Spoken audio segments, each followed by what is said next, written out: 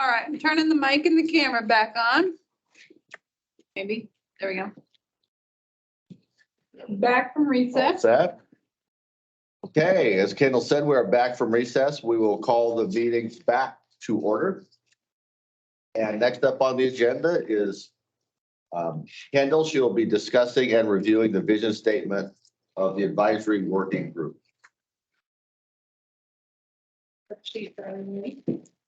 So Roz earlier was talking a bit about the vision board that I asked a few people to go to. Julie went and I went, Roz went, Carrie, McGill, who was not here today, but she went. And we, kind of took some of the things we learned there and wanted to bring them back to this larger group. And, kind of looked at what we wanted to incorporate, but also obviously want the whole group's input on, on a vision for a report, for our BDR, for our overall, work and recommendations that we end up making to the legislature. So I'm gonna, what do you think? And it's got the kind of vision statement that we're working from at the top. So it says to activate communities and leaders to grow.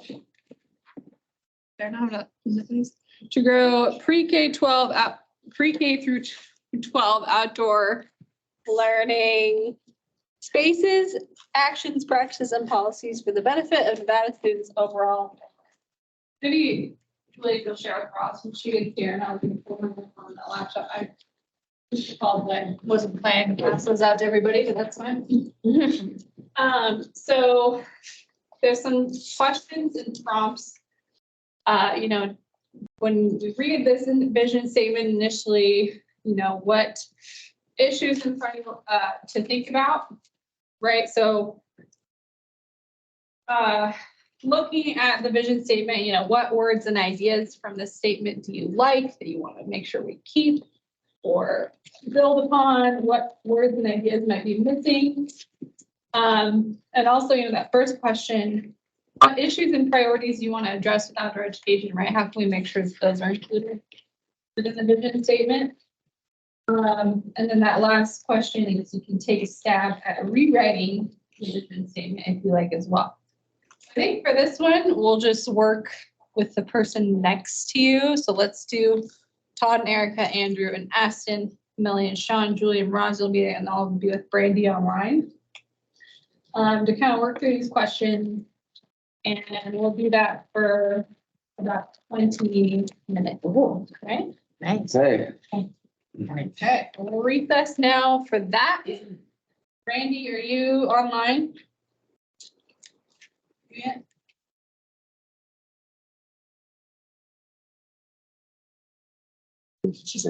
So, What issues and priorities do this Austin, like your booty is a 10. All right. Or James, or Jay. Denise, I knew Denise's face so nice in that one.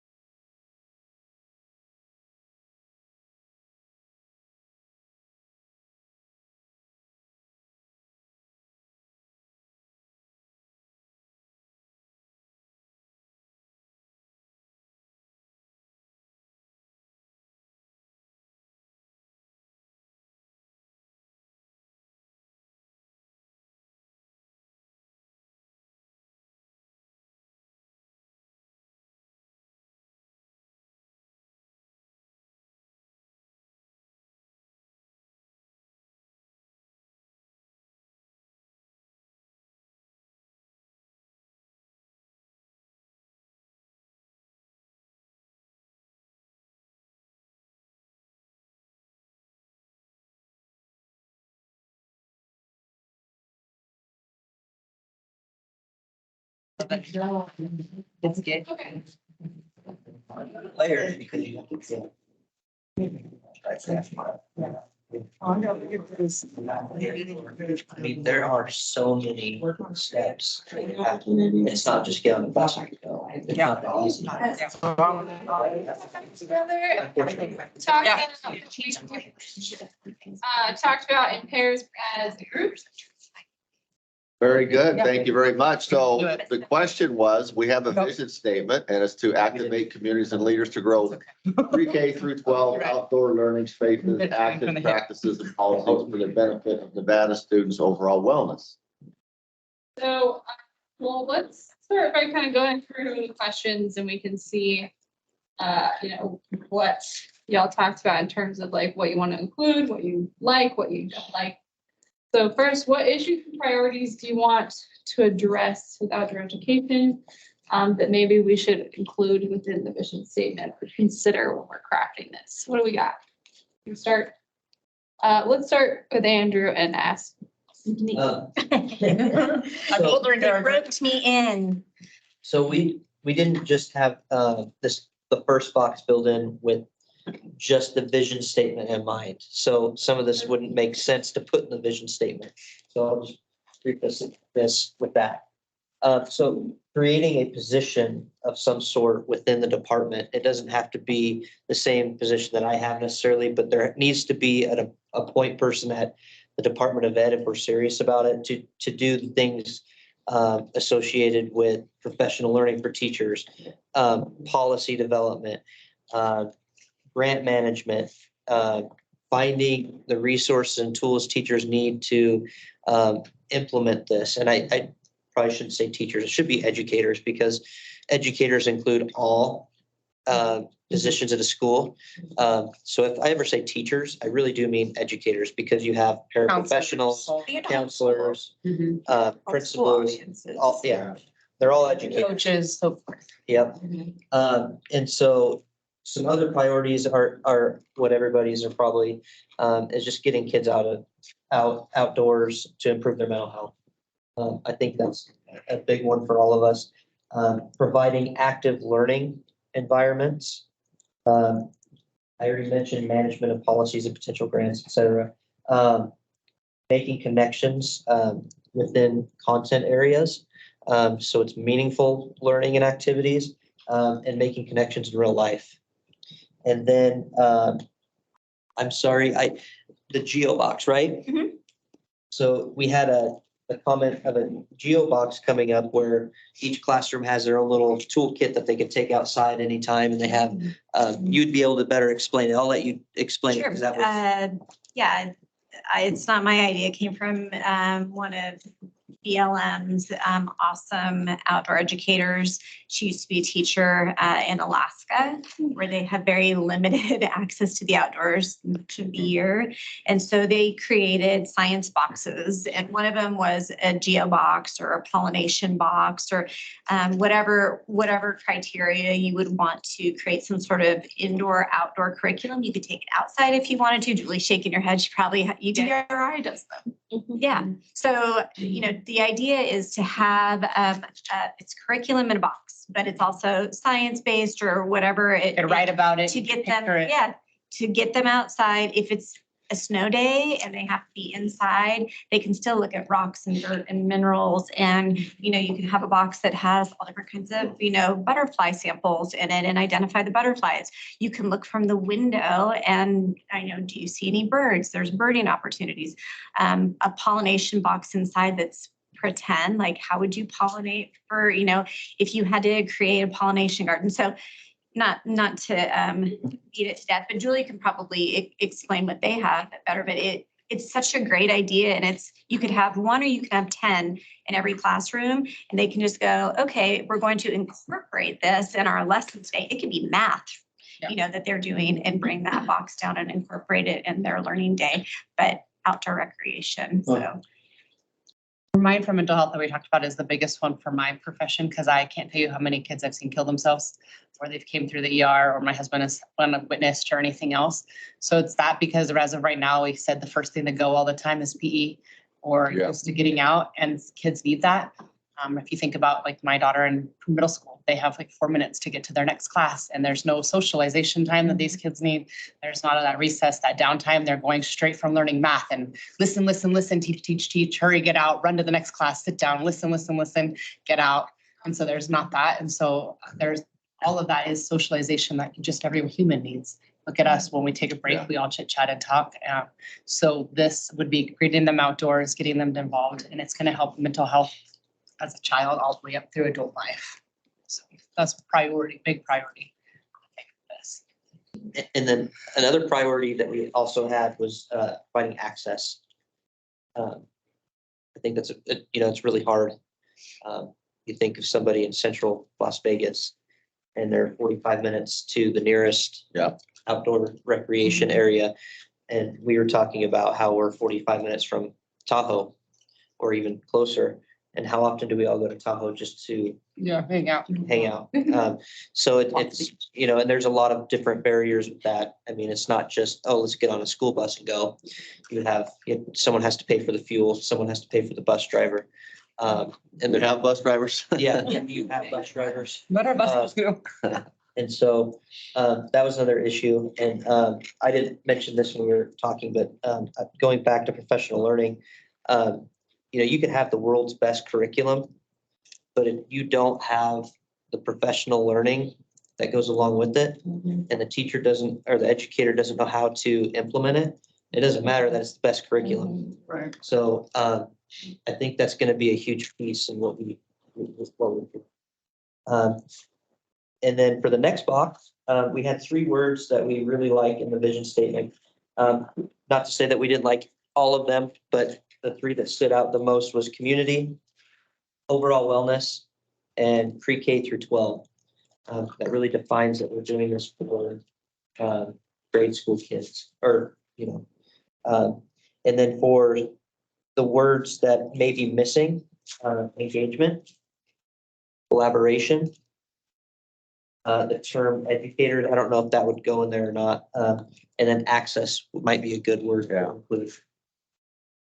And then you had a great, Big changing would be like to activate communities and leaders to grow PK, outdoor learning spaces through engagement, and then was it the word we had in there? Collaboration. Yeah.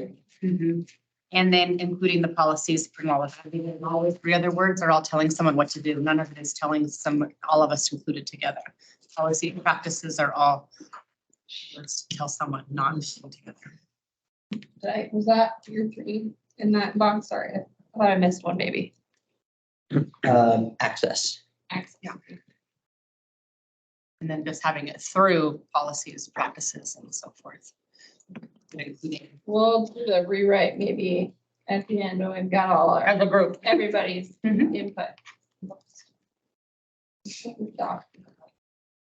Okay, let's do Melanie and Sean. So we had some great ideas. Sean's got a really good rewrite down there. Issues and priorities to address outdoor education. I like this. I'm going to beat this one to death. Funding, right? If we're talking about serving pre-K through 12, right? Like that is a great ambition. But you need the capacity to do so and the people to do so. I would love to see that outdoor schools serve all those grades, but we only have the capacity to do K through 4 because that's all the people I have, right? So making this that broad right off the bat, I don't know. I think that will be a challenge.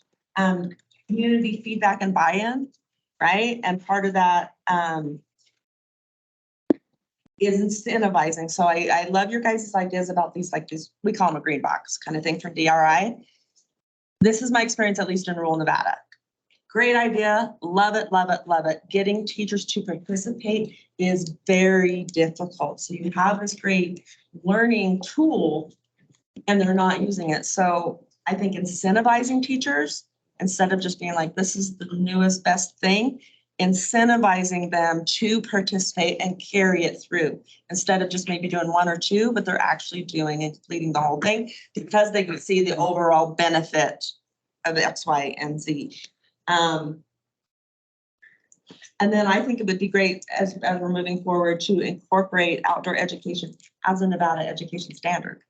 right? That's part of our standards along with our science, our math and our language and all of that sort of thing. What do you think, Dan? So looking at the second box, some of the words and ideas that we liked were, first of all, the word activate. I think this fits in with Andrew's engage. We're looking to get people involved, and I think that activate describes that well. Learning spaces, I think, as we've talked about so far, with gardens and areas where teachers can teach students in the outdoors. Learning spaces, outdoor learning spaces are very important, so I like that word as well. And then overall wellness, which is something that you mentioned too, so this seems to be a common theme. We think that overall wellness is a good way to describe what we're looking for. Next box. Sure. And then I think one of the key words that's missing from the vision statement, when we're talking about activating communities and leaders, that is great. And we need that. We now need community buy-in. We need our leaders to make the policies happen and to do whatever that is. But we need the stakeholders. We need the participants, the people that are receiving the programs and the people that are delivering the programs. I think that's important to include. We liked the words programs or services rather than actions and practices, right? That it was not like just, this is an action, but what is the action, right? We're going to provide these different programs. And then I wrote down the engagement, collaboration, and access. I like that as well. And then as a rewrite, I mean, this is broad, but something I said is essentially just to activate communities, and then we would like to find, we could say like to activate communities and communities, leaders, and stakeholders to grow pre-K through 12 outdoor learning spaces, programs, and policies for the benefit of Nevada students' overall wellness. Yeah. So. Thank you. Yeah, Julie Roz, myself. Because you two drafted the original, we don't have as much as everyone else because it's hard to think about it when you wrote it. We I thought didn't every write it. I word had was COVID, perfect. so, We had no change. No notes. Yeah. Just some general things like making sure that there was a big emphasis on the wellness and mental health aspect, which it looks like everyone really kind of latched onto that, which was interesting. Words that I liked the word activate, but we actually talked about using a different word for a while. That was a big part of our conversation. And is the word activate one-sided instead of like it being like support being offered? And that was a discussion that we had. And then including the word all in there, which Kendall said was probably supposed to be in there. But all students, all of Nevada, or all Nevada students.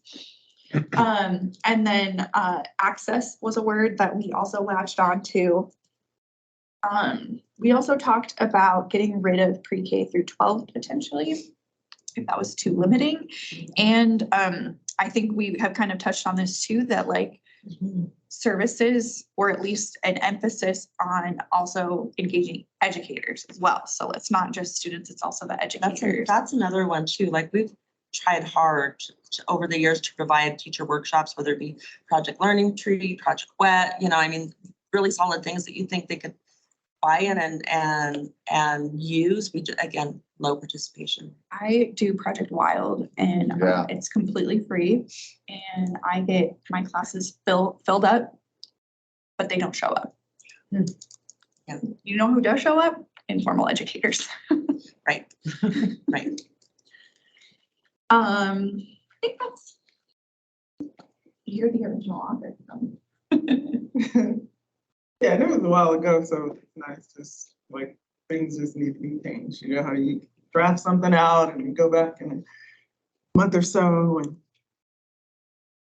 But I agree with you in that having that range of pre-K to 12, it's a lot. And understanding that a vision statement can be revisited every years or every 5 years but making it where it's doable. And, if we were to say pre-K through 3, 3rd grade. So at least now you're like, okay, we're going to target some Elementary. A couple of schools in whatever, in whatever area of town, and we're gonna pilot one and blah, blah, blah. But it really just kind of brings us to where this is doable. I think vision wise, we probably need to keep it at pre-K through 12 if we're gonna specify, just to include that original intent from the bill, because that is specified in the bill. Oh, okay. And then and then, the strategy, the strategic plan So- starts off with the first 3 years. Right. Which are, yeah. Yeah, and then we That's can true. drill down. Yeah, I like that. Okay. Brandy, do you have anything you'd like to add to any of these questions?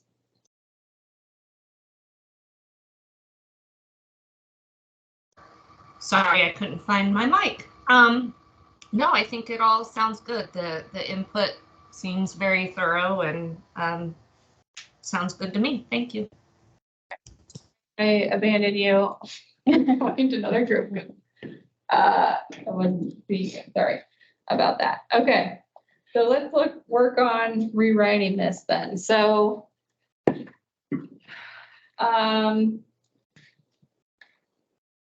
what words and ideas do we like in this vision statement? Community, overall wellness, learning spaces, all Nevada students, right? What words and ideas are missing? Engagement, educator, collaboration, access. Sean, will you read me your rewrite one more time so I can type that out? Sure. To activate communities, leaders, and stakeholders to grow pre-K through 12 outdoor learning spaces, programs, and policies for the benefit of Nevada students' overall wellness.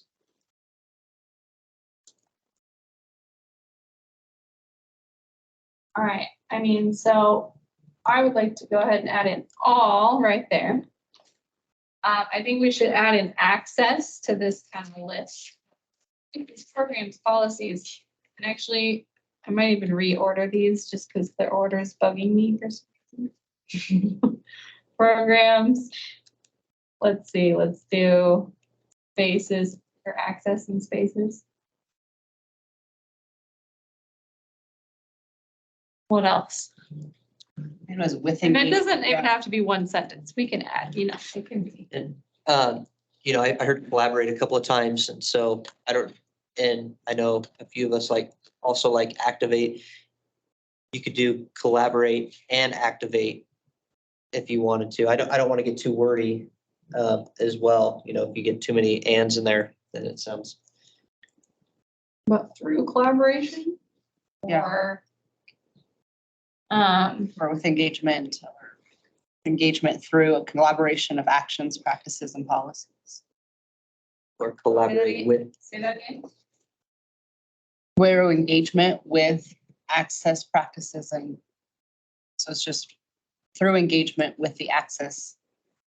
But it's on the other one. Yeah, that works. So it could be to activate communities, leaders, stakeholders. Because I do think. Through, with engagement, through learning, with engagement, through learning policies.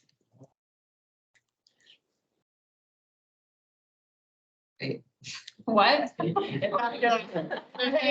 don't like. Stakeholders to go BK outdoor learning with engagement after outdoor, with engagement through learning policies, programs. Through outdoor learning. Engagement in learning policies, practices. Oh my.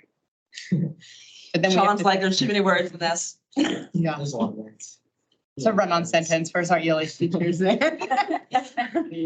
I brought my read by grade 3 specialist here. Programs and access to spaces for the benefit of all employees and all. I do think if we had collaboration at the front, it makes it sound like we're more like we're Collaborating before we're working with activating. people versus, this is what we're gonna do. When I think of the word activate, I think of the military. And so it very much feels like you're activated, go forth and do the thing. Whereas that's not our intent. Right. That sounded like Oh. that sounded like Star Wars. Oh, like doing Wait, Kendall's have all the words now. advise To to. collaborate with communities, I mean, can it be that simple? To collaborate with Collaboratively community leaders engage, and stakeholders?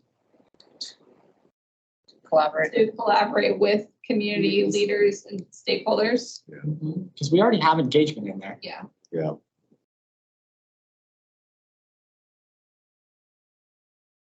To grow PK 12. Community, put community. Yeah, I think in there. communities. Community leaders and Yeah. stakeholders. Yeah. Mhm. Yes, we lost that somewhere. Thank you. That's where the all went. This is way harder than it looks, by the way. All right, what How else? bad do we need engagement in that sentence? I think to collaborate with community leaders and stakeholders to go pre-K through 12 with outdoor learning policies, programs, access, and spaces for the benefit of R&D students. We need engagement. If we need it, that's fine. Just to get people I like. think if we have activated. collaborate and engagement, then it's a bit Yeah. redundant, Yeah, right? those are the same kind of words. One of them's in there, then. Yeah. Collaborate with community leaders and stakeholders to go pre-K through 12.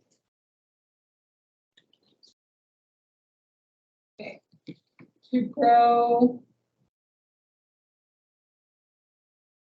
Yeah, yeah.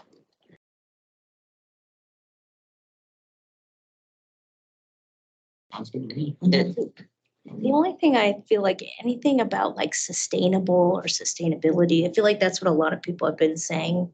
Yeah, sustainable funding, Yeah. maintenance. Even of if you just put spaces, to yeah. collaborate with communities and stakeholders to grow pre-K 12 outdoor learning. So to collaborate with community leaders and stakeholders to grow sustainable pre-K. Yeah, There you go. You could put it, you could Or put at the before end, pre-K through or- 12. For a long The time. sustainable before pre-K. Yeah, that's what. Okay. that just like answers a lot of questions, that people will Yeah. have about it, that you're already thinking Yeah, about no, that. good point. Well, then I think that helps with the explanation. If we're really gonna throw this out there of what, why do you need this one funding and this one and this one and this one? It's to keep us sustainable and keep it growing. Like you said, it sort of helps direct the funding question. Mhm. Yeah. Randy, anything you want to chime in on?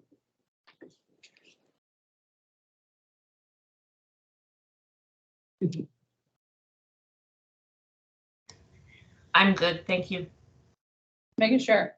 I don't wanna Yeah. ignore- I'll raise my hand or something if I want to chime in. How's that?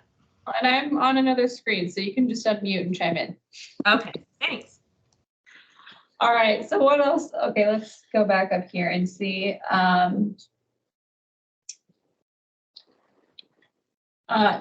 So do we want to like maybe add more to this? That, kind of starts to incorporate,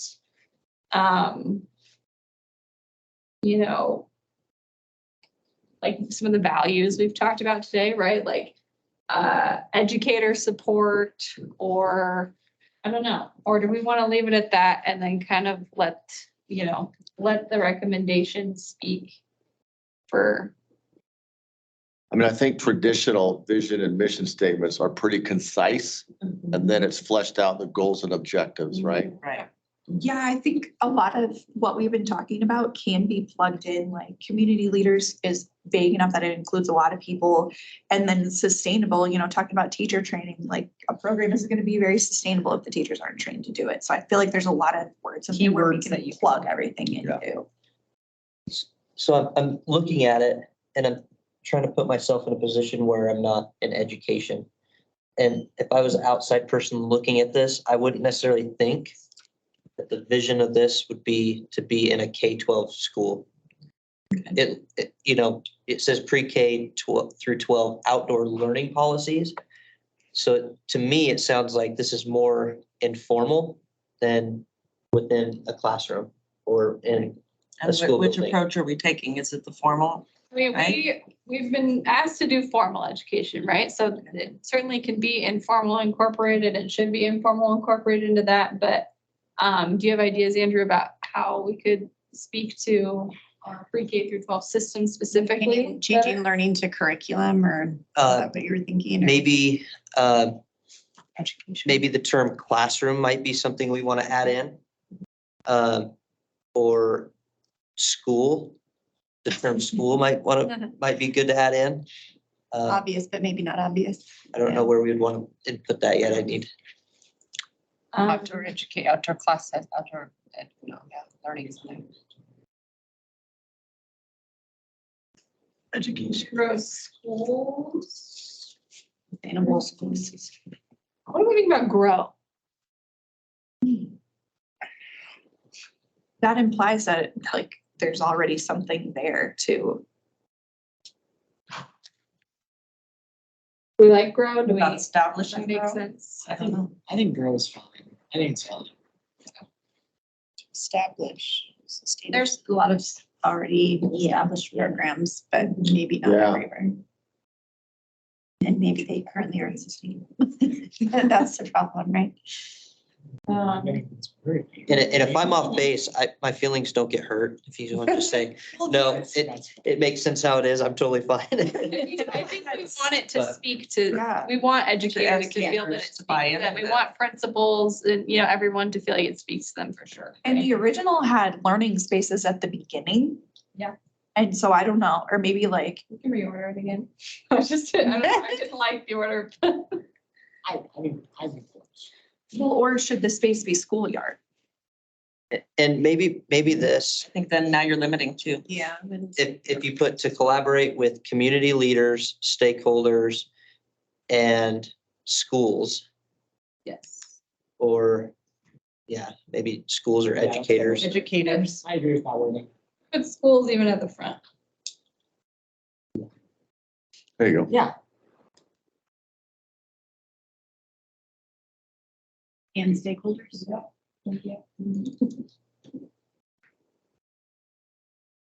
To run on sentence yet. None. Only two Three lines. lines. It's only We're two good. lines. I remember it being 3 lines in school. Yeah. Grammar's All right. That was a long time ago, according to.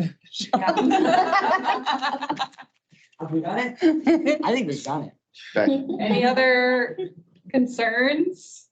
Things- Well, I think it's also, you know, this is not a Fluid. 4-year term. I mean, we can go back and revisit this anytime we want, especially if we, I We mean, have a year. especially if we steal one from Georgia or someplace like that, right? Yeah, Yeah. sometimes you don't need to reinvent the wheel. Right, Or step back and look at it again. right, exactly. Or input from actual, educators other than you. So Besides- we feel pretty comfortable with this? Yeah. Wanna Okay. adopt it? So then this could be an action item. It could be.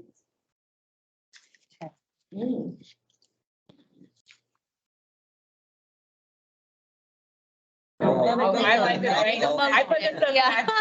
I'll make a motion to adopt our vision statement. You wanna, right? In a second. I second it. Okay. All those in favor? Aye. Any opposed?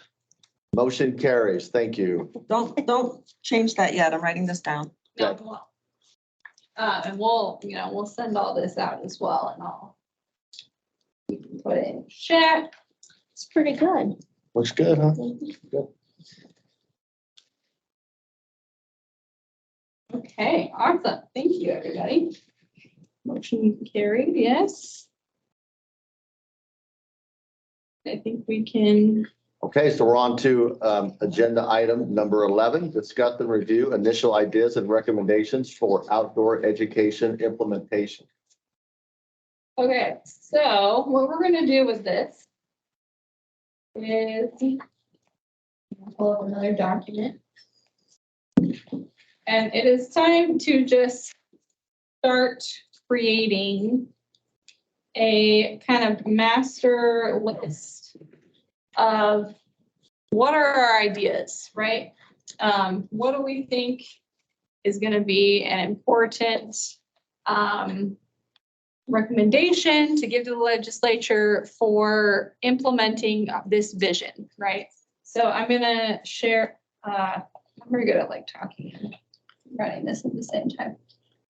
So I'm going to share the document up here. I've copied that vision statement in there. And we're just, this is just kind of an initial like dumping of all the ideas. What are the pie in the sky dreams? Let's not limit ourselves at this point. Right? If we could do everything, what are we looking at? What do we want to do? Every school would have an outdoor learning space. A green space. I think that. And maybe that standard- doesn't necessarily have to be right there on the school grounds. Like, for instance, we have, one of our grade schools is right next door to our community garden kind of thing, right? Like, it's way better to go over to the community garden because it's across the street and you're away from everything, but that's not always the case. Yeah. But I think using community spaces. Yeah, and making sure that they're actually, gonna be usable for more than gardening classes, right? It's Gonna Exactly. be useful for other types of learning. All right, what else? I think, Andrew, I might even just like borrow what you had from, or actually, would you restate it for me? I'm gonna have to open it back up. The capacity at like the department level. Yeah, so some sort of position at NDE that would manage, professional learning, policy, development, managing grants. This would be their baby. Yeah, I'm just thinking, the positions that we currently have at the department, those education programs professionals. We have one for PE health, we have one for ELA, we actually have two for ELA, two for science. We have STEM, we have computer science. And so if outdoor recreation is one of those things that you really want to embed, you need that person at the department level to manage all that Yes. and to provide that technical support, guidance to schools, districts, et cetera. Perfect. Great Thank point. you. We could look into a children's outdoor bill of rights as Melanie Robinson. Yes. And then also, to what extent is outdoor education directly incorporated in the Nevada curriculum? There's nothing Nothing. mandated. I think it's just kind of, my experience is it's just kind of up to teachers, right? So if they're Right. excited, if they want to incorporate it, they do. But there's no, there's not really support aside from if they have nonprofit partners, what they have access to and funding for. Big part of it, so Nevada Outdoor School is a little bit different. We're, almost all grant funded, and that's how we fund our programs. We do most everything for free to the recipient. But like Sierra Nevada Journeys, which is here in the Reno area, they charge. Yeah. And it's not necessarily for the teacher to come up with the money, but it's usually like the PTA or something like that that's coming up the money to bring that to the classroom. So if we could alleviate that responsibility from the teacher to figure out what that piece is through legislation, right? Through funding or something like that, whether the provider gets a service fee or a stipend or whatever that might be. We might in the future look into incorporating outdoor ed into the curriculum. So Yeah, like mandating Yeah. it into the curriculum. So Yeah. there's no mention of Then it's a outdoor standard. rec in the standard, but if it was embedded in the standards, then it has to happen. Kind of like Yeah. the recess thing you were talking about in the other state, that it's mandated that they That's a have this good much point. time.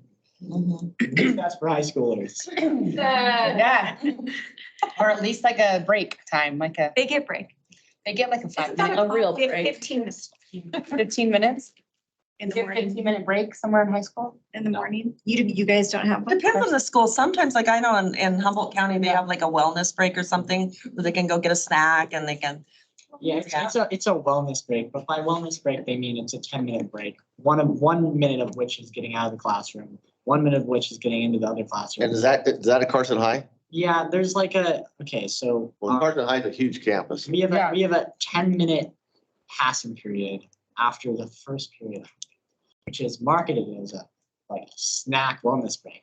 But in reality, if you have to get out of your classroom into another classroom, you're walking across the school, which is at least, if you're not moving, it's at least a 5-minute walk, and you want to go to the bathroom, that's not a snack. How long It's is not a that versus wellness your break. It's not a regular wellness passing break. period? A regular passing period is 5 minutes. Yeah. I literally cannot make it from one. So that's side. really 5 minutes. Yeah, Yeah. right. So. So Used to have 20-minute breaks. Nice school. Nice. is there like an idea of a I mean, time? In Douglas, we don't have Or do we lockers just either, so like these shoot kids for are that hauling national all their average stuff of from 20 everywhere. minutes or something? Exactly, yeah. 17 minutes. 17 minutes. No more, no less. So there used to, I remember when I was growing up, we had lockers and you got into a locker for a little That's a bit, you good put things idea. away. But we've gone away with it because lockers now hold drugs and guns. That's the Kids thing. can't even go. That's the And now- reason for the want to cut down that Passing passing time period. is to limit the That's when problems the that they nonsense have. happens, right? So then they're rushing to get to the other ones. But yeah, or like my kid has like backpack that's huge and carries 6 pairs. know, So they back plus their bad on Chromebook, their plus their back lunch, and- plus because there's no lockers. Having a nature learning strategist at every school. Right. So District. especially if it's, 500 or 600 kids, and that person can help each teacher, rotate. Yeah, like a specialist, right? Could be treated like a special. Nature learning. Which from a funding standpoint, that would probably be a stipend because not every school would do it just on a voluntary basis. So Yeah. And then the two I would add, if we're just dreaming, I think every Nevadan to see all of Nevada. So I think field trips across the state. Yeah, because everyone thinks that we're all desert, but we're not. Right. Because everyone, when they think of Nevada, they only think of Vegas. They don't realize that there's mountains. When I introduce myself, I'm like, I'm Yeah. from northern rural There's 30 Nevada. state parks, Vegas, I yeah. think, in Nevada. Because when you say Nevada, everyone automatically thinks 30 gambling states. Vegas. Or desert, and that's not necessarily the case either. there's a QR Especially in eastern Tahoe, Nevada. gets Can't wait to in download. California is not And it- Nevada's. And they think Reno. And then I would also add the thing about the integrated funding. So I think that if we could dream, like every department that has anything to do with outdoors or climate or whatever should give to this too in some way. So then you have multiple funding streams. You have the field trips for high schoolers. Because Or mean, for really, though, pre-K through 12, in everyone. middle school and elementary school, I remember having field trips, but they just don't exist. You just don't do that. And it's really, they do because you could have to pay a whole lot, like to go to DC. Right. That's the only one. And that's stayed since I Yeah, was a that's not kid. a field The trip. DC, the DC trip. So do you think that your friends or kids that you communicate with would be into doing that? Like, let's take a field trip to Great Basin National Park. I mean, I wasn't even thinking of something on that level. I'm sure students would be interested in that. I used to take high school students to the wastewater treatment plant and it was their only, their only field trip in their entire high school, sometimes middle school career. And then What about like a recommendation Missouri. for how to Incorporate that with learning. incorporate that into, because my experience, middle and high school is the schedule, right? That doesn't work for field trips. So maybe we can make a recommendation for like how, every quarter, I don't know what their systems they use are, right? But every quarter they get, a full day for this specific class. And that can be used for a field trip for that class, right? So because, I think one of the biggest reasons it doesn't happen at the middle school and high school level as it does at the elementary school is just because of the structure of the day. Because they're gonna miss math if they go on a field trip with English and so forth. I do want to bring back to what Maria was talking about. It's like she was asking like, are I actively going to be interested in this? The difficulty with that is that when I talk to most high schoolers just hate school. Yeah. They just hate everything about it. You couldn't really, it'd be difficult to get most high schoolers interested in anything. But outdoor education, Yeah. at least, is something that high schoolers hate less. Really, I do think that kids are interested in this. They because- want to go just to get out of the building. Yeah, just to get out of the Even if building, they weren't interested in. just to get away from But sitting. that's why the kids, they do PE, they do home ec, they do the ones that are outside of the learning of science, English, math. You can do that. Again, I think it's usually, for instance, we're doing an 8th grade field trip with specifically this 8th grade class because they missed it in 4th grade during COVID, right? It's a thing to Lovelock Caves. And so the teacher reached out, she said, our class missed it. Would you be interested? And we said, yeah, sure, let's make it happen. And we've taken students from East Las Vegas to Reno on buses multiple times. They are very excited to go and experience, and then we've stopped. And I think, just to have the opportunity, especially if it's. Yeah, in the outdoor education world, we call that novel experience, right? Yeah. What we kind of talked about with Andrew and Denise is, since we're floating it all out there, is making sure that these kids have these opportunities to do this with the money, because ultimately kids don't have, parents are working a lot more and they're 9 to 5. And yes, we have things in our backyard, but a lot of kids don't have access to every single thing. And that's why they're getting into trouble and they're getting into all that. So it's making sure that everybody gets to go on these things, or everybody has an access to get to a BLM land, or everybody it's for all of it, because if you put it onto me, right? Like, okay, parents are gonna take their kids to Tahoe every weekend and they're gonna dip their feet in the water because we live close isn't gonna happen. But having that access of a bus that leaves from the high school that takes the kids up for one weekend, like we have a ski program in Douglas. They pick them up at the Douglas High School and they take them up there. Is that would be like having these community things that they can go do and they can learn and access. So this is, again, no barriers, right? Yes. So Eye in the sky. how about, you're always gonna have students or schools that won't be able to leave campus. Like the reality of it is you're not gonna be able to get every single kid out of every single school out to a park. What if you brought the park to them? Yeah, the Yeah, petting yeah. zoo So- for the wildlife. So like maybe partner with nurseries that are close to you. Yeah, They could community. bring in trees, they could bring in plants, they could bring in all this stuff. They could even bring in a bunch of dirt.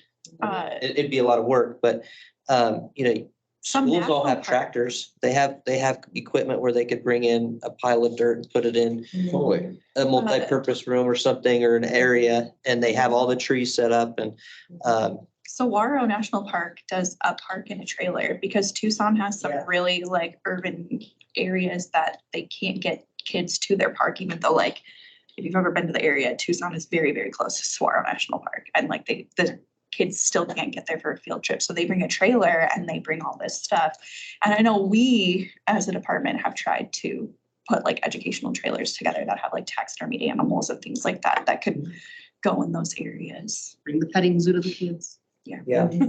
We've done a thing in the past, we called it an eco fair, but essentially it was a field trip. I think it was fourth graders at the time. And we would have partners set up and it was at the community garden across from the grade school. So it was really accessible.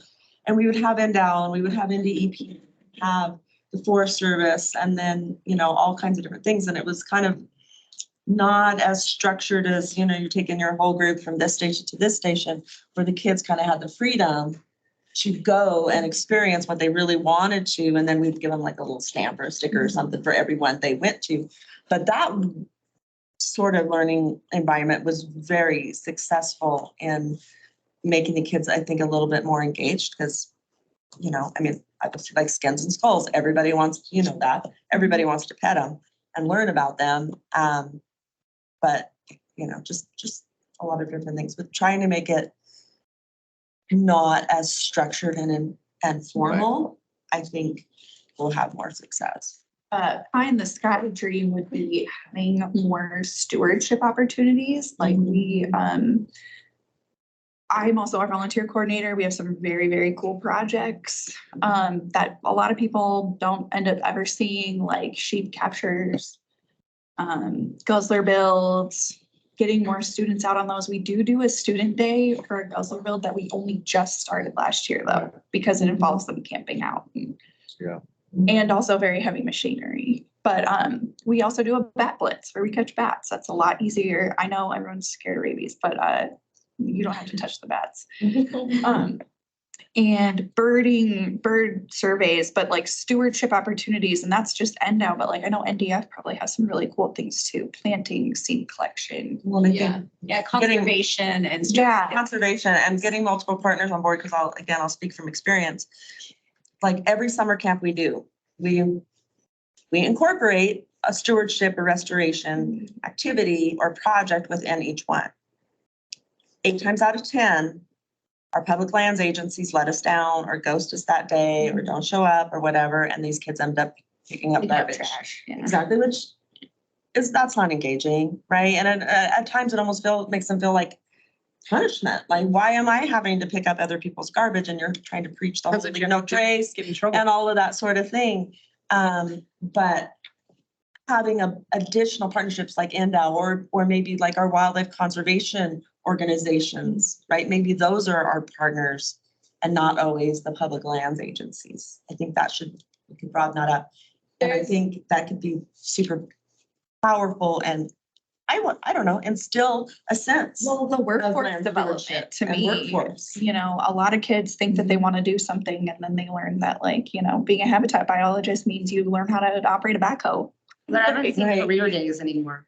There's not like a career day in Oh, the school that they actually learn what they're gonna do. Well, I think Endow has. Two in our school still. Yeah, Endow we has have. amazing Yeah, Ezra education. has it. Endow already has programs in place that they've been doing for years that I think Endor is one place that we've already talked about helping them elevate those programs. We don't need to reinvent the wheel. So what agencies do we already have throughout the state? And I mean, Julie's a great asset for us because those already do exist. And in our first meeting with her, that was supposed to be, I think, like 45 minutes. We talked for 3 hours almost about all the different program opportunities. And so I think that there's a lot of programs that already exist and like through outdoor school. And we just need to elevate the existing programs and, kind of expose people to those opportunities. Yeah, and connect to the right, make those connections too. Yeah. What do you guys think about, I know in Las Vegas, casinos have, a handful of casinos and maybe more have adopted a school. Yeah, Brandy was Like talking about. nation casinos, That is cool. each one of them have like adopted an elementary That's school. interesting. So what do you think about, in their adoption, they're providing funding for a myriad of different things, but Right. them actually providing the funding to retrofit. That's what I said about the minors. Yeah, the minors. Well, that's what I keep going back to. Story County is home to the largest industrial park in the world, which is Google, Tesla, Switch, Panasonic, blockchains, Ethereum. There's 55 billion in non-disclosure agreements that are coming out. And I mean, Where they're buying into the communities. yeah, it's the EV revolution and things like that. That's hopefully something that, I mean, my goal would be to go secure private funding as Sure. well, because Yeah. that's something that we This would be one able to does give a do. lot of education. Well, stuff.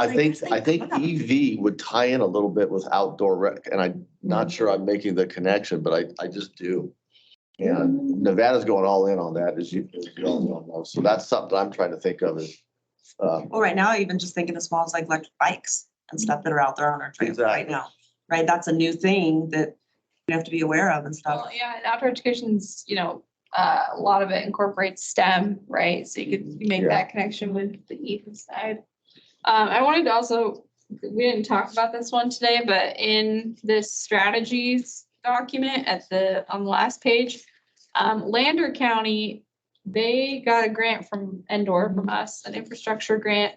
And they're renovating the Battle Mountain High School duck pond. yeah, So they're improving accessibility. They're putting in like an accessible fishing dock, and like a walking path around it, and they're removing invasive geese. That's the first, Yeah. yeah, we're working on that with them too, but Yeah. yeah, there's a lot of The domesticated high school students are really involved. wild, we won't call them wildlife, domesticated life. Yes. Yeah, the high That's school been students just are abandoned involved there. in that whole process, right? So there's a lot of like project-based learning going on there. And you know what? You know what the backing behind that is? One teacher. You know what I'm saying? Like the vision right. and the ambition of one teacher to make this happen. Well, and even things like that, like, it used to be Barrick and Newmont, now it's Nevada Gold, but they're investing pretty heavily in some conservation projects working with Endow and things like that. So, that's potential private. funding. There used to be, they were a little bit more community minded and they would divvy up a lot of money to like a lot of different groups. It seems now, I serve on a committee there too, the community development committee, which hears proposals for funding and then makes recommendations to leadership at Nevada Gold Mines to fund it or not. Right. But what's happening that I'm seeing is that they're large scale. So they're little community type things, like the community duck pond is not so much buying into that. But on a bigger scale, like if you need a building, right? Or you need a whole Sagebrush new habitat. wastewater treatment facility or something like that, they're pouring in big money. Can we put on there, every school has a green schoolyard? That That- would be something. Yeah, sure. What's that up here with this? Yeah.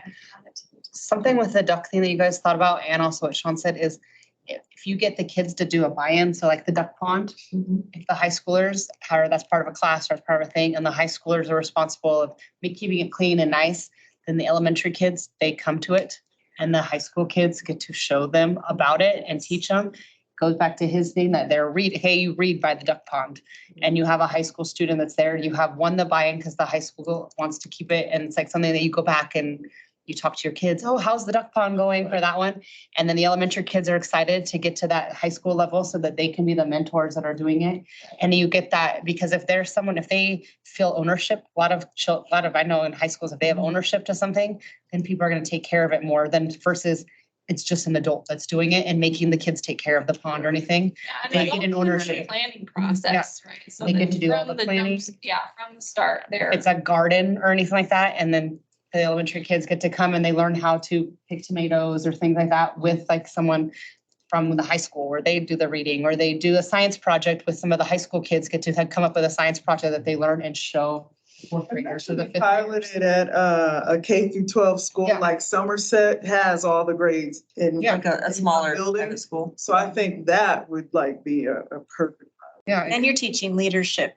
Yeah, and there's leadership, critical thinking, they're planning, they're incorporating a science or a reading or something. And then it also fosters community because now you're also getting the different kids, the community level. And then from an entrepreneurship level, I mean, that's kind of incorporated in there too. And then if you do things like creating a farmer's market, like that would be something that maybe you could do at the bigger schools like that. That would be really And they successful. raise their own fruits and vegetables. They do that at the green schools already, but I don't know that we do that here in Nevada, that any of the schools that I've seen that have. And they go and they can sell it and that money goes back into program for the fruits and vegetables and stuff that parents.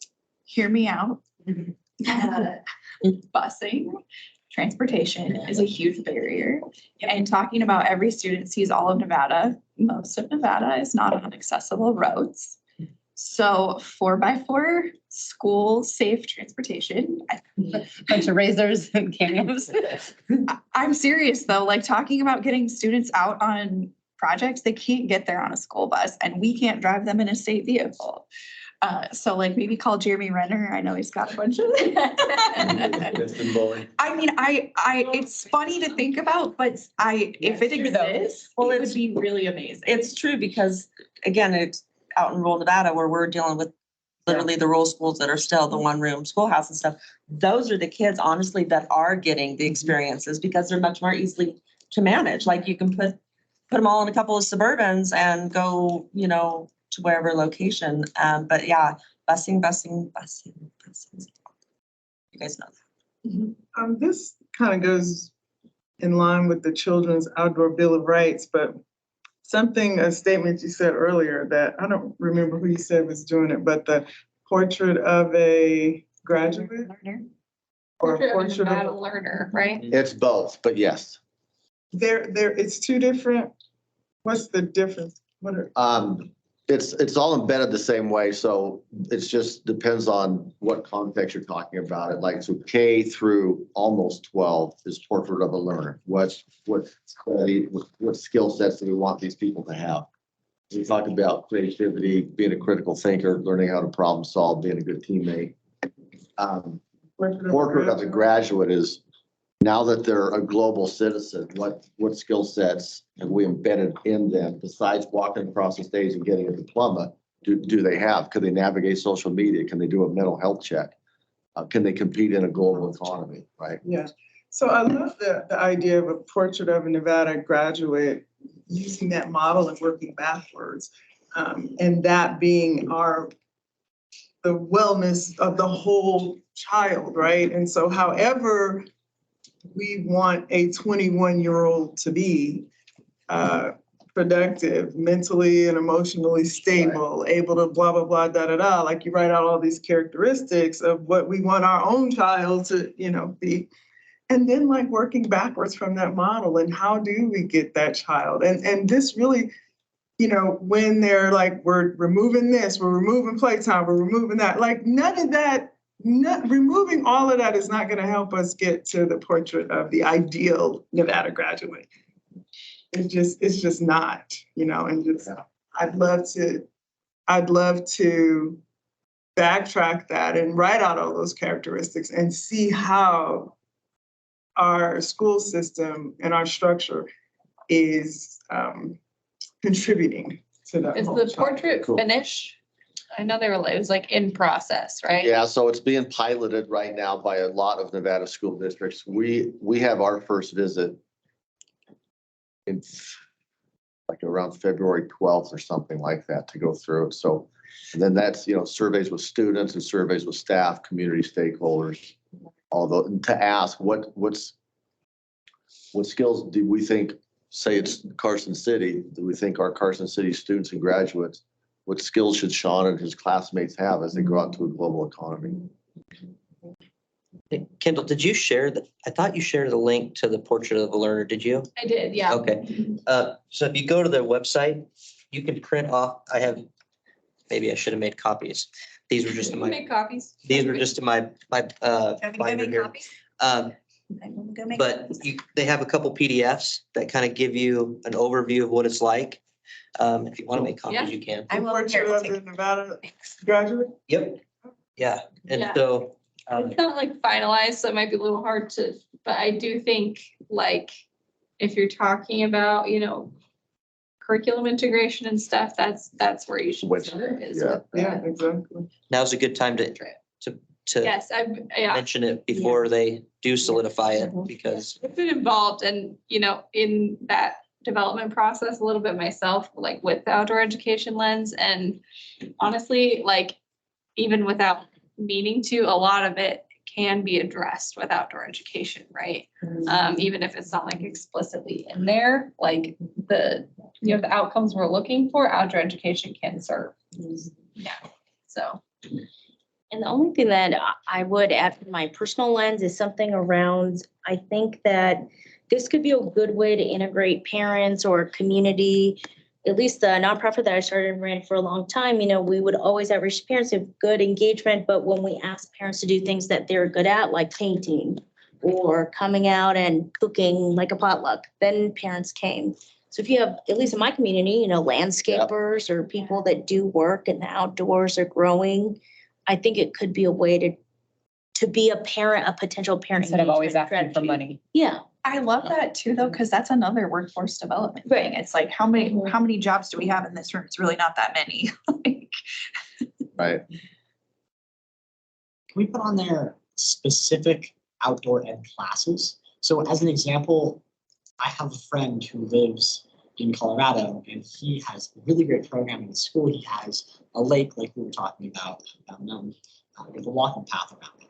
And instead of attending PE, you can actually select an aerobic walking class, which sounds kind of silly. It sounds silly, right? Yeah. But actually there's a lot of kids engaged in that program because instead of staying inside to play these games, they literally have a class Instead of where they dodgeball. can go out and walk during the school day for however long that class period is. So I just thought that was So with what you're saying, we're actually working on a program, or I shouldn't say program, but it's called SCED codes. I don't remember what SCED stands for, sorry. But essentially, it allows for, like, in Washoe County, they have a power walking class, same idea. And a lot of the power walking class teachers go outside and they go to a park that's by the school and they walk around the park and walk through the park. Obviously, they're just exercising. They're not focused on any, like, how does yeah, can we get them involved Yeah. in wildlife viewing and like submit some English lists, do some science? We're watching something. Well, yeah, and so. We're watching. Is It's an really hard activity. with- well, It's on your- And this is my soapbox. It's hard with PE because PE is one of those things where you just get out and go be Again. physically active, and that's the intent of that course. Obviously, there's cross collaboration that can happen, but you don't want to, they just got out of ELA for an hour and a half, and now you're going to put them in PE, and now they're going to have to go read a whole, report and figure out while they're walking around. I think so. You want to be careful of that with all content areas, not just PE, but. So anyway, but yes, there are PE classes where, in Vegas, it's different. They have like PE 1 and PE 2. But with the SCED codes that we're doing, it'll open up the door for Clark County and other school districts to say, oh, we can have a power walking class. We can have a basketball class, whatever. Or an outdoor walking class or, something along those lines. So, but hopefully that concern will, you know, Stepping Carson in. City High School, hopefully they can For have a me, class like that. outdoor education classes that I think are valuable, again, I'm coming from rural Nevada, is things like archery and shooting sports and, you know, OHV safety. I mean, that's one thing we're pushing very heavy too. But actual, you know, fire building, shelter building, winter survival, you know, actual Yeah. skills that they can develop and they will at least have in their back pocket. Relevant to your community, like shooting skills want to be the best down in Vegas. Right. But like having Right. something like, but they are gonna need different skills. Desert to stay in that survival. area. Yeah. Right. Yeah, it's a survival. I wrote a grant a few years ago for Yeah. National Archery in the Schools program. And we had to, you know, went through NDEL on it, did the training and then fly fishing, but then everything. We had our little archery class. I figured that 12 boys that hunted would sign up for it. 73 people signed up for the class. Yeah, Actually, it Thirds would. of them were girls. yeah, yeah. I'm kidding. No, it's huge. And I said, what happened? Yeah. And they said, you've seen Hunger Games, right? And I said, no. I mean, actually in Vegas, it could be because it's something outside that they don't usually get, like Right. doing a class up here, that's Really nice rodeo. shooting They're like, we do that already, but rodeo would be different in Vegas because they don't have that access. Like different things that you don't have an access to. We have access to horses at all times. Yeah. My kid doesn't have to do rodeo in the school in order to continue doing it, but in Vegas, they don't have that option, but there's a lot of arenas and we just finished Cowboy Christmas down there. And we were all out there and it was a big exposure. So they have the people there to do it. Well, I think like I've looked at FFA programs and things like that, but it requires an ag teacher. Yep. And Yeah. that they they're not falling out of trees. So, I mean, ag teachers are hard to find. That's why you only you see it in a few of the rurals, right? Teachers are hard to find. It's just all of our jobs that we like, that really matter, don't get paid what they do. But you think of like Patrick Mahomes makes $500 million. And then you have nurses, doctors, like Right. nurse Brain teachers, all of surgeons. us that are making 40 to 30, but you have $500 million to, I mean, I love football, but $500 million to throw a football. Where a teacher is educating these students that are gonna build our life. So. I love the walking, That's the hard I love the power walking, the walking integration, because to me, it hits three things. It hits exercise, it hits reducing the anxiety, just being out and just Mental. moving. And it also gets the socialization. If you're walking next to a friend, you have time to actually, Well, you don't have to chat be, and talk and all you of don't that. have Yeah. to be that super athletic kid, right? Right. It's participating in basketball or football. You can still have an active lifestyle and be Yeah, even yeah. part of a team or whatever. Yeah. Just walking. A friend of mine is a counselor at an elementary school and he incorporated walking before school. So he just, because, you know, teachers have to be there or educators have to be there, I don't know, 45 minutes early anyway or whatever. And it grew and grew and grew. I mean, the kids had to come to school early to do this before their first class. And he started with like 5 kids and 10 kids, and then he sent some pictures. It's like 35 kids out there, like, Yeah. it's wonderful. I think an important part of the example of Colorado is that it's not something we're tacking onto a program. It's its own class. It's within the curriculum. It hits the standards. So it's not something that we're tacking on, like it's an actual dedicated part of the program. Granted, then we have to look at how, like, okay, so you can't just make an aerobic walking class because it's not outdoor education. So we need to make sure that I don't think we could get that by, right? So we have to make sure that we're actually, we have to follow the bill, right? That we were created for, and we have to make sure that we're actually hitting the parts of that bill that we're supposed to. I mean, it includes physical education, but yes, it also includes those other subject areas. Well, I think ethics, outdoor ethics too, is super important to incorporate, right? Where, you know, I mean, I don't know, we have a whole curriculum that we based out around, you know, trace principles, right? Like you can make a standards, you know, based whatever, learning experience. Bird watching, but it is one of the fastest growing sports in the country. So, and it's, Over pickleball? Well, I said support. I guess pickleball falls in that too, if we're being honest. But it is a very fast growing thing and there's a lot of these wildlife watching Yeah, activities that are also physical activity. And I think too, that if you incorporate into existing classes like biology, geology and math, all, you know, in the STEM criteria that's already created, that maybe you just add to that, that a portion of that has to be done outside geology. I mean, that's an option in high school. Speaking from my own personal experience in high school, we went outside for math. We went outside and did, you know, geography. Found, you know, things that are round and things that are triangles, you know, measured them and like, you're like, oh, math is fun, you know? And from the science perspective, you should be doing some of that outside already. You should be doing biology and geology. You know, those should be outside for a portion of the curriculum. I think Kids that it learn by should. tactical hands-on sometimes. Everyone has a different Speaking learning. like a nurse. Tactical learning, not always just staring at a board. It's true though, and I think that engagement sparks more interest. So I think that if, again, don't reinvent the wheel. We already have, you know, pieces of curriculum that exist that we could incorporate outdoor recreation into. So that might even be a good place to start to build from. So when we're looking to formalize the build out of this committee, what does it specifically have to hit outdoor education? It does, right? Yeah. So we can't just make an aerobic walking class. That's what I wanted to clarify. With the bill, you mean? I mean, I don't think it, Like for example. I don't think it's disqualified. Yeah. No, I don't, so we have a report is our main priority, right? And then we have a BDR that we can utilize. We also have some legislators. They might have their own BDRs. I don't know. We'll see. yeah.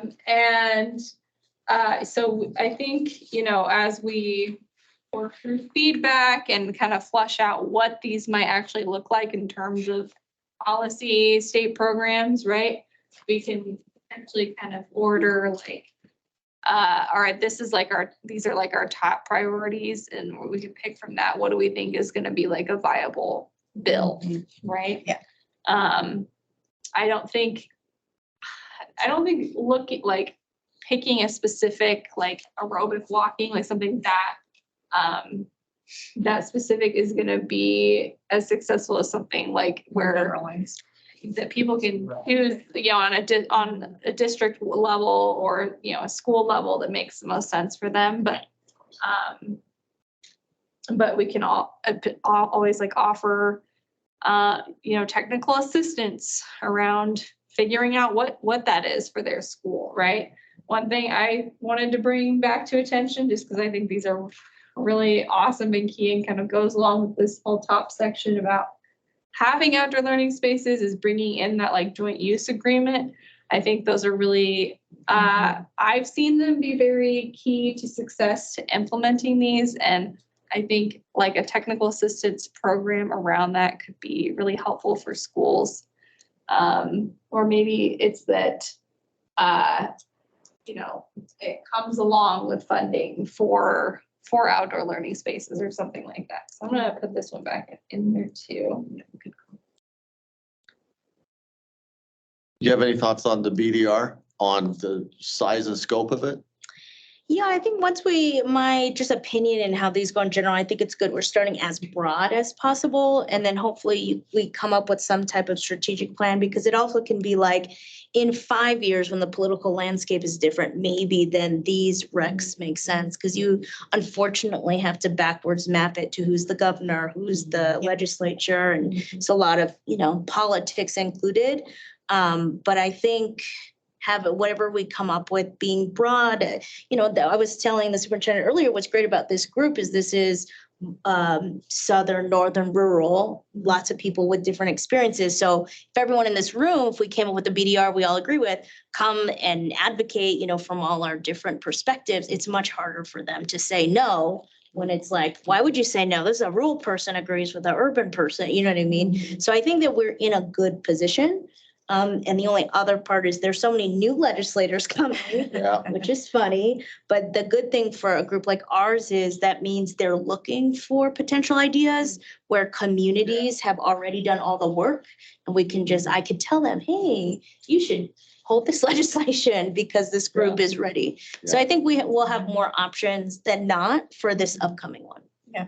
And that could all change based on how the election goes, but how I view it right now is it would be good. Yeah. I don't think we need to be thinking as much about that quite yet, Yeah. right? I mentioned this a little bit earlier, right? But sort of and I'm open to input on this process, but my idea of what we, do with this next is get feedback, right? So go to students, go to teachers, go to principals, superintendents, parents, everybody. Get feedback. What are their priorities from this list? What do they think is missing from this list? And then we kind of Yeah. reconvene with that feedback with, kind of stats around that, whatever that looks like. So are we gonna do like a survey or Survey, something? yeah. Okay.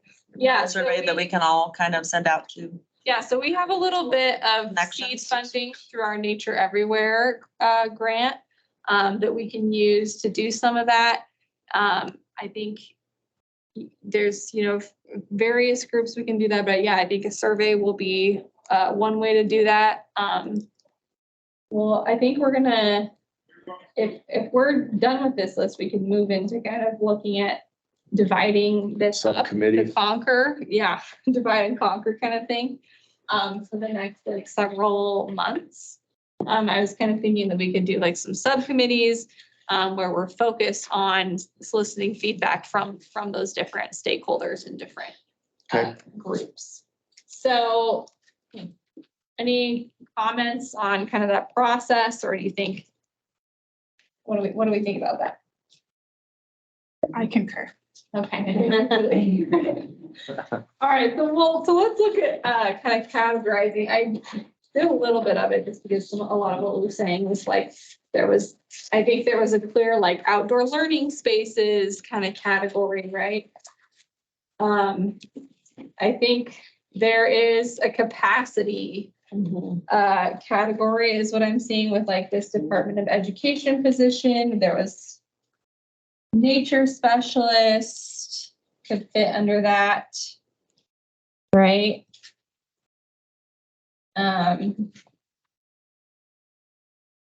So up here we've got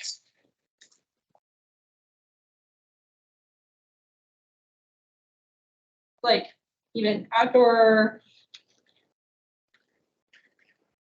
learning infrastructure, right?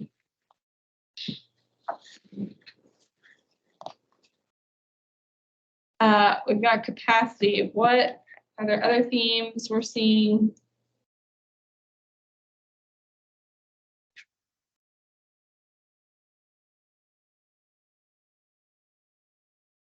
There's like a curriculum or like content. Yeah, content.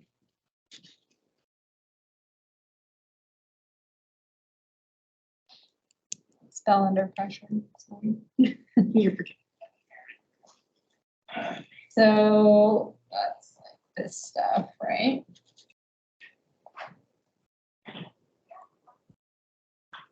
I don't know if there's a more specific term, but like sort of a program, so that includes every student sees all the data, that includes specific classes or like that includes that locally relevant. I think that's the content. Okay. Yeah, does that make sense? I Yeah. think that's what you're saying. Yeah, okay. I think this would go under content, right, as well. Well, maybe. I think your first title with the outdoor infrastructure, I think that the outdoor learning infrastructure, I think that should be divided into maybe two subgroups of like on school grounds and then access. Okay. Because I think those are two big enough topics.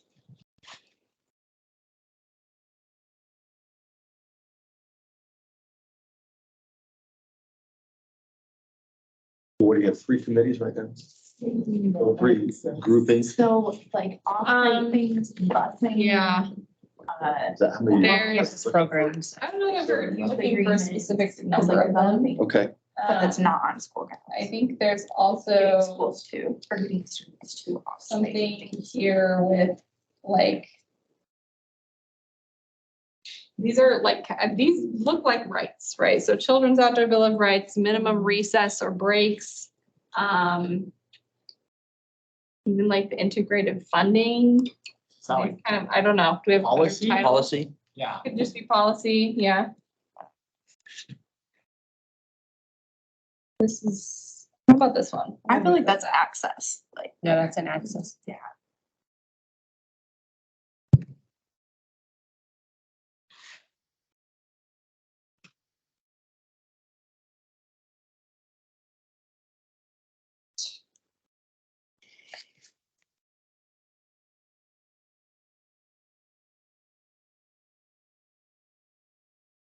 Some of these are kind of like over both of these is my only.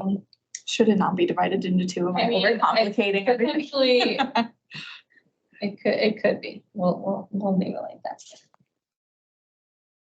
I just think green schoolyards is really big. Yes, I Yeah. agree. Like this could be, And we can go over this, work on it Yes, later when this you're by definitely yourself and you can kind of think and put things and then send it out to. These schools. yeah. this actually. See.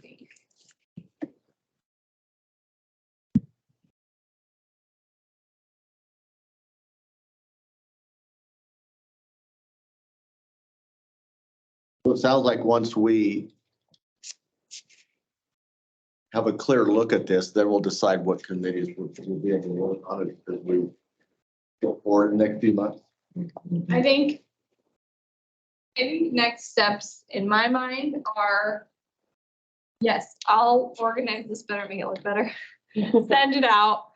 If there's things that you're like, oh, we totally forgot about this, or you come across new ideas, or, our people who aren't here are like, oh, I really wanted this to be in it, right? We can add to that and kind of maybe try to keep them in these or similar categories.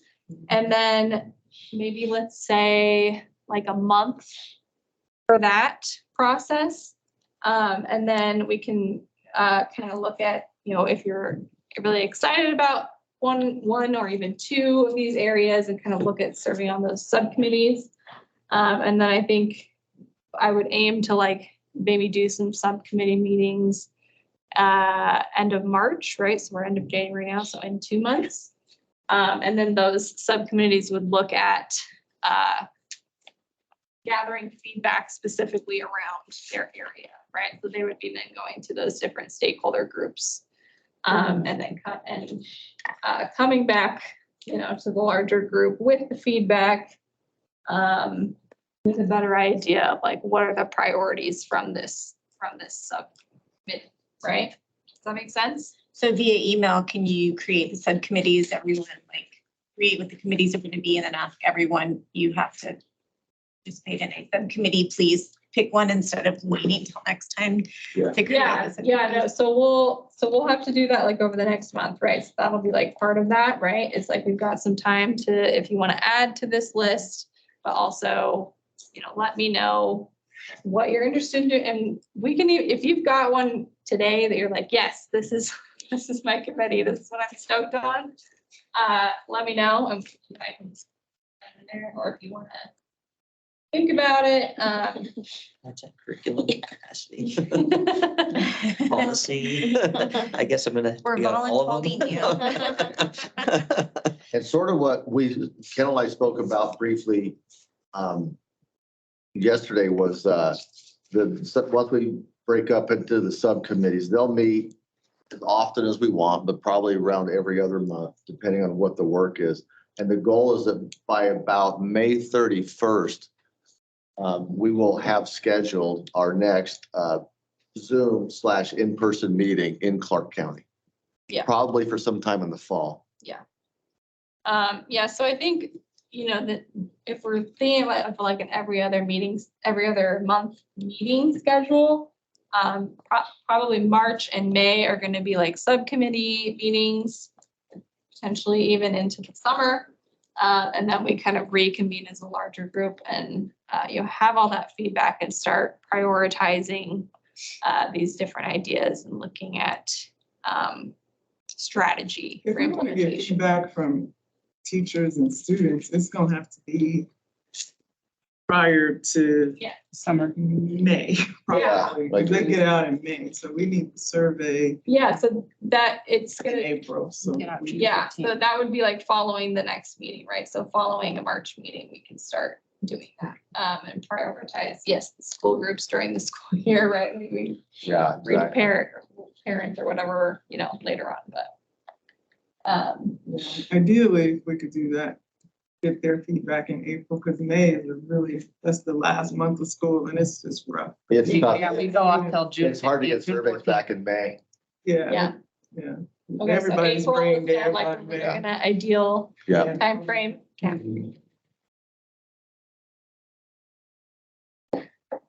So Washington till June too. I'm not sure what they're.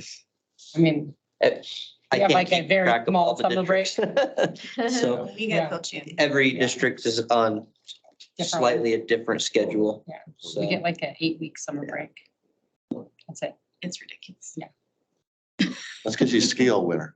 It's stupid. I've never had an 8 week. But we have like a April break, February break, October break, December break. Right. But it's all year long. School's all year. Pretty much. Yeah. No, it's not Yeah, school. They It's just not. need to cut out a couple of breaks. If we cut out some Add breaks, then we summer. would have summer, Um, but we don't. Right. Any other comment on next meeting or the subcommittee meetings? Do we want to, is anybody right now want to tell me like for sure I want to be on this committee?